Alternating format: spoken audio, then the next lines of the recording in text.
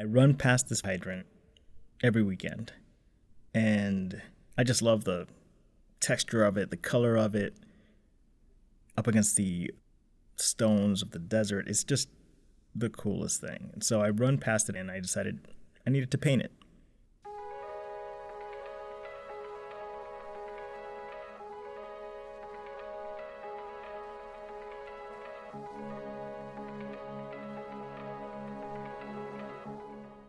The paper that I'm working on is a Strathmore 100% cotton paper, which is really sturdy. So I decided to stretch it just to test it out because I've never stretched watercolor paper before, and it was actually really great.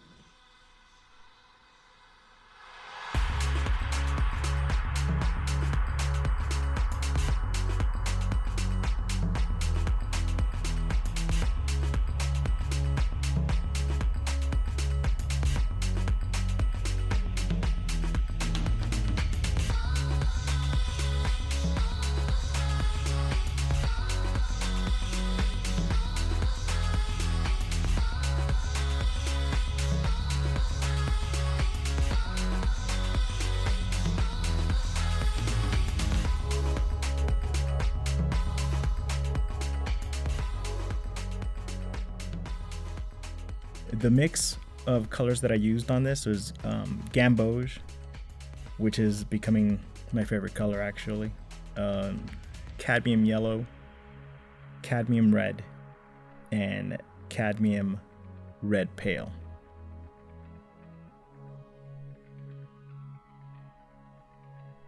I was actually surprised at how quickly, as I was painting it, the paper was drying, and I don't know if maybe I need to start using more water in my paint or what, but it was a little frustrating.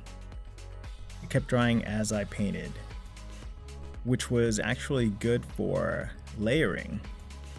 So in terms of layering color on top of color, it actually worked really well because I wasn't lifting the previous layer of color. So I enjoyed that part, but if I wanted to correct something and I had to scrub on the paper, it became a little bit difficult.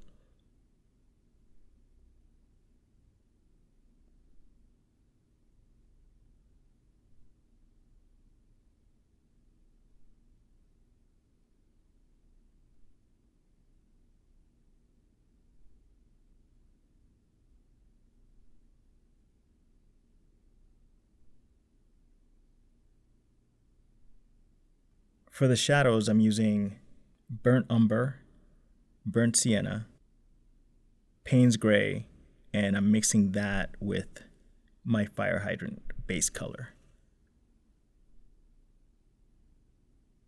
Again, I really like how the colors just don't lift very easily from the layers underneath.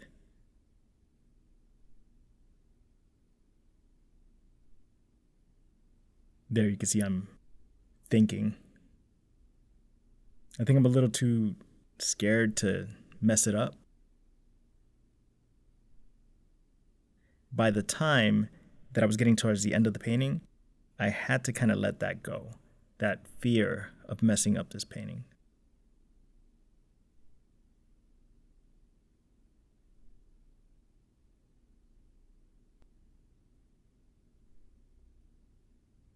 Right now I'm just putting down water because I figure it's a watercolor painting. Let me stop being so careful with it. Let me start throwing down colors. So I'm going to come in with the shadow color and let it bleed.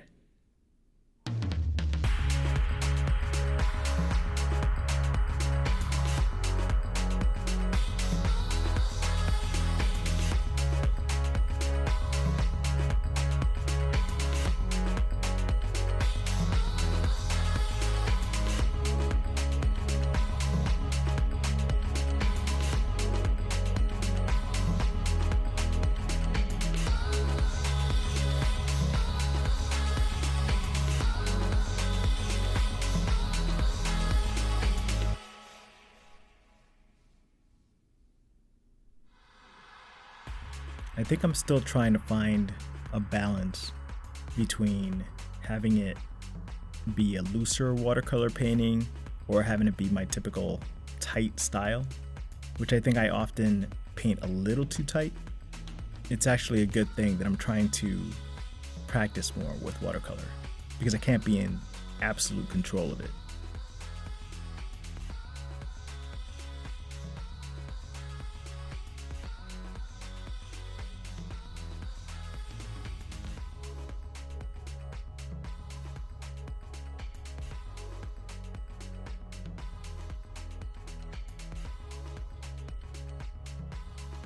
As I'm modeling and refining the shape, I'm looking for ways to make this rounder, right? To get me the shapes that I want, to make it look three-dimensional as much as I possibly can with this medium. So I'm modeling, I'm constantly double checking myself, I'm double checking the reference. I know that I'm not gonna get it exact to the reference, but I can get it as close as possible as I can, and that's where the art in this lies, I think.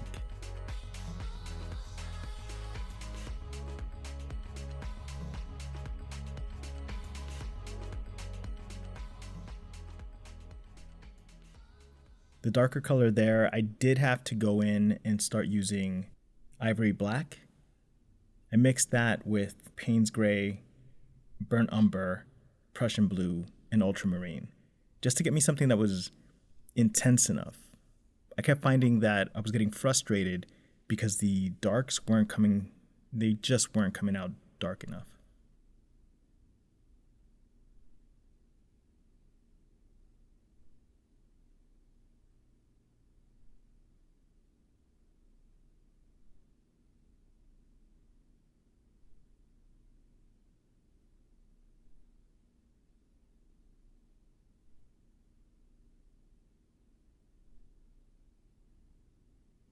So now I'm putting in details.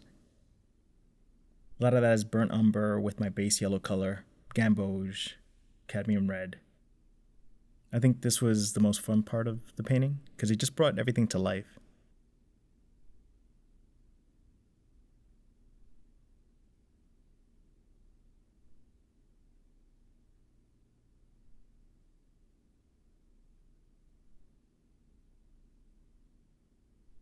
Going in with the details.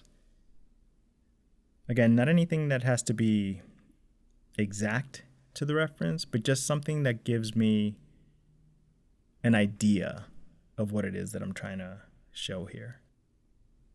Refining shadows.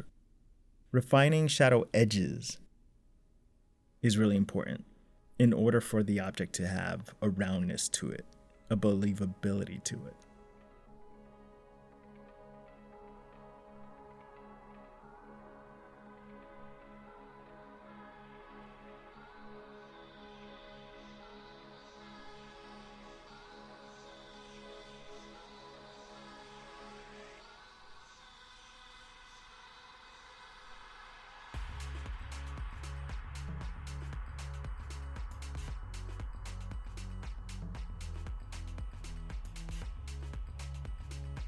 There comes a point where in the painting I start noodling and fussing with it a little too much, and I don't know when to stop. So with this painting, I kind of had to force myself to stop because I noticed that I was wiping away a lot of the highlights. I was just getting rid of them and it was making the painting look flat. So as you can see here, I had to go in and start adding more shadow color, more definition to a lot of the edges. When if I would have left the highlights alone, I think it would have given me the roundness that I wanted.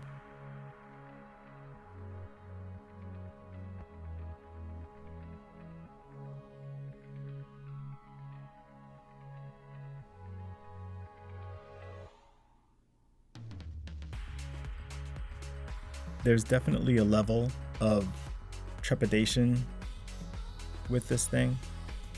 I'm still trying to control it a little bit too much, I think. I'm still trying to not make mistakes. But the thing is, it's actually best to make mistakes because how else are you going to learn?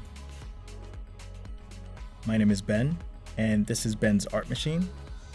If you like what you see, please like, subscribe, and don't forget to hit that bell to get notifications on future videos.